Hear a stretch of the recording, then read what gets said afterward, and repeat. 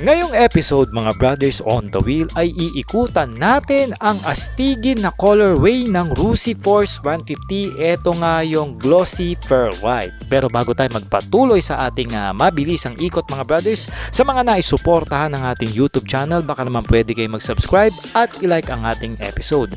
At kung dito naman kayo sa Facebook nanonood, mag-follow na kayo at i-share ang ating video. At salamat na agad. So mga brad, let's go sa go!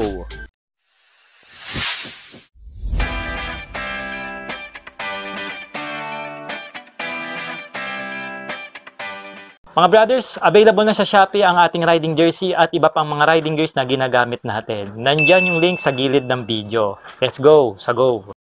Mga brothers, magkaroon tayo na isang walk around o quick walk around review para dito sa Rusi Force 150 na gloss pearl white ang kulay. Na gwapuhan lang ako rito mga brothers, kaya iikutan natin siya ng mabilisan kasi alam nyo naman, nagkaroon na tayo ng walk around review ng motor na ito. Nandinayo natin ito sa Imus Cavite dyan sa Malagasang branch mga brother. Pero rito sa Rusi Olonga po, may stock silang. Ganda ng pagkaka pearl white nga mga brothers. So na-inlove ako dito sa kulay na to. Tsaka labas na labas yung body nitong Force 150 ng Rusi mga brad. Ayan oh, diba? Tignan natin sa kanyang harapan, meron tayong non-adjustable dito na windscreen. And by the way bukod sa maganda yung kulay niya, ito rin meron siyang carbon fiber skin mga brothers or garnish. Halos lahat ng kanyang katawan tingnan nyo naman mga brothers. Ayan diba? Sa iba OA pero sa iba maangas siya At meron tayo ritong split na headlight mga brothers. Ayan, very aggressive po ang kanyang harapan dito mga brothers. May abang na nga rin to sa camera kung gusto nyo pakabitan So ito yung kanyang headlight, projector lamp na yan, daytime running lights nya. Ayan tapos yung turn lights nya, ito LED rin, diba? Busina, pwede nyo upgrade ng horn, mas malaki. Pairing check, pwede ang ganda ng kaharito sa harapan mga brothers. By the way, naka CBS nga pala ang preno nito. At ang gusto ko rito, naka 4 piston pat caliper yung kanyang preno na naka radial mounting, yung pangkarera mga brothers. Tapos yung tire size nya 110/70 at 13 inches na alloy wheel mags to mga brothers. Ayan, ang ganda ng style ng mags nya, parang LC. Tapos yung goma tubeless pa mga brad. Dumapo naman tayo sa bike fitting para dito sa Rusi Force 150i. As you can see, malapad ang upuan, kaya naman sigurado makapagbibigay ito ng komportabling riding experience between sa rider at sa magiging back ride nito. At syempre pa, malapad din ang kanyang grab bar at tapakan ng ating magiging back ride. At dito naman sa kanyang posisyon pagdating sa paa, meron itong standard and put forward na mabisang mabisa para sa mga long ride at kahit pa mga traffic ka sa daan. Upright po ang riding position natin dito mga brothers. And for the reference, may 20 inches lang po na haba ang aking braso. Habang meron naman tayo ritong seat height na tumataas ng 790mm. At tayo mga brothers is 5'4" at wala namang problema, abot pa naman natin yung scooter. Habang meron tayo ritong minimum ground clearance na 140mm at may wheelbase na 1370mm. Para naman sa kanyang bigat, meron itong dry weight na 143 kg. Siguro kung ito mapu full tank at kasamang engine oil nito, bibigat na ito ng around 153 kg. Pero sa kanyang bike fitting mga brothers, napaka-komportable nitong motorsiklong ito. Nababagay sa mga mahihilig mag long rides, especially sa mga naghahanap ng touring scooter. Dito sa kanyang side profile mga brothers, may sticker tayo ng Rusi. Ayan, tas meron parang cut dito na Force 150 yan. Parang may gold siya na kulay dito. Tsaka yung premium emblem ng Rusi rito mga brad. Tignan nyo naman. Tas meron tayo ritong carbon fiber skin. Ayan. Ang ating footrest, syempre may matting siya ng rubber. And then meron tayo ritong EFI na sticker. And then yung Force na 150 na sticker nya, water cooled 4 valves. Ayan. Tapos yung 3D emblem na sticker ng model na ito nandito sa gilid nya. Ang ganda ng pagkaka-white. Tapakan ng ating pillion. Tignan nyo naman mga brad, quality pagkakagawa. Upright po ang ating muffler dito mga brothers. Tapos naka single exit ito. Ayan, yung tip nya dark gray ang kulay. Then meron tayo ritong muffler guard, parang half na lang siya pero stylish ang pagkakabanat dito. Naka allen bolts na rin yan mga brothers. Kabilang side, Oh, ganun din ang approach dito. Tsaka gusto ko rito yung side stand, hindi tinipid. Ayan, oh.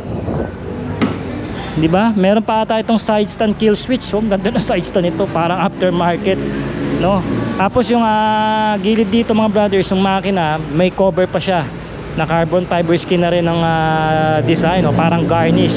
Same din dito yung ating air cleaner o air filter dito sa gilid, no? Ang cutting seat upholstery rito parang pangkotse na naka double stitches to mga brothers. At ito napaka premium ng pagkakagawa. May design pa rito ng Rusi o kanilang engraved, no? Bakal yan, no? Tapos may backrest na rin tayo rito, parang camelback nga yan datingan nito mga brothers Tapos pag binuksan natin, ayan, no? Tignan nyo naman pag binuksan. O diba, ang laki ng kanyang underseat compartment. Talagay ko kakasya rito isang open face tsaka half face. Yung full face baka alanganin, lalo na kung may spoiler.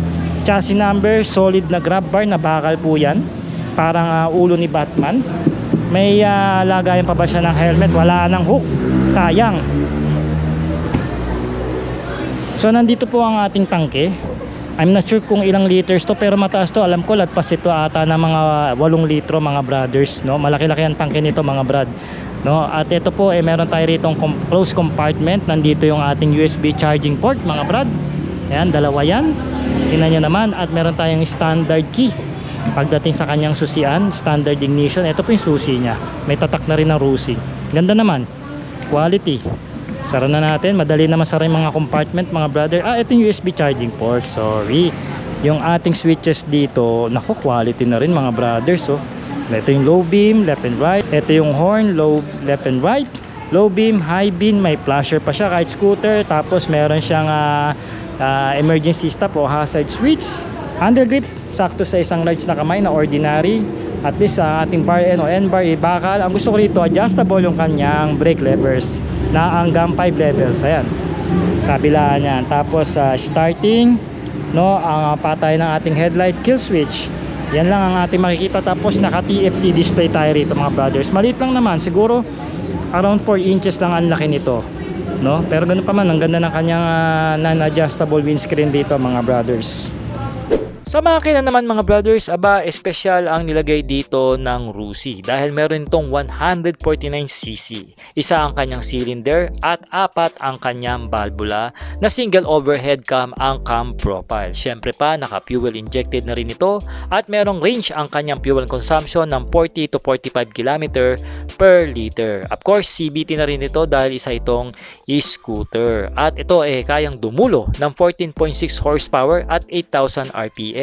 At sumisibat ng 40 Nm of torque at 6,750 RPM. Ang bore stroke natin dito is 57.3 by 57.9 mm at may mataas na compression ratio na 11.0:1, kaya naman naka-liquid cooled ang kanyang cooling system. At ito po mga brothers ay meron na lang electronic starting.